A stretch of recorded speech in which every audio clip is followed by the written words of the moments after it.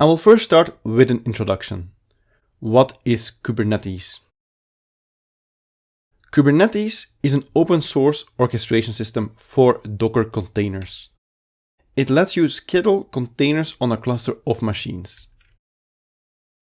You can run multiple containers on one machine, and those machines then make up the cluster. You can run long-running services like web applications on your Kubernetes cluster.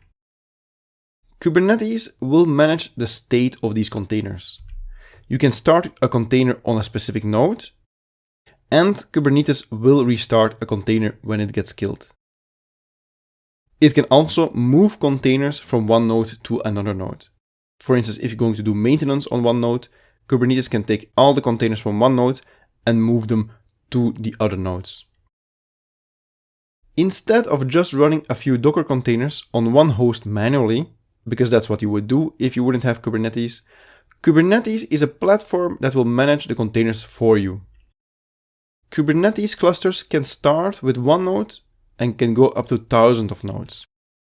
Some other popular Docker orchestrators are Docker Swarm, which comes with Docker by default, but isn't as extensive as Kubernetes, and Mesos, which also supports Docker containers, but it was built to run any type of workload. Docker is just one of them.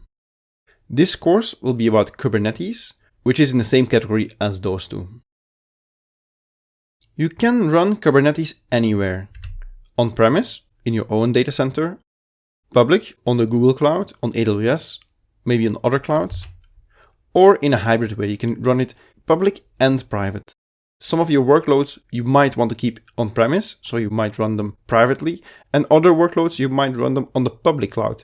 So you can have the same system, the same abstraction on the public cloud as on private, which is very powerful. It is highly modular, so you can make changes if necessary.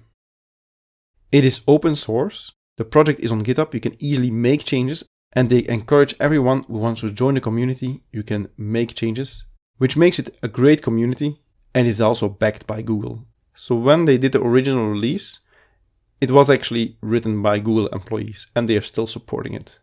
So it's backed by Google, and it incorporates all the good stuff that Google already does for decades. Google already runs containerized applications for more than 10 years, using their own system, Borg it's called, and now they incorporated those ideas in Kubernetes that they then released to the community.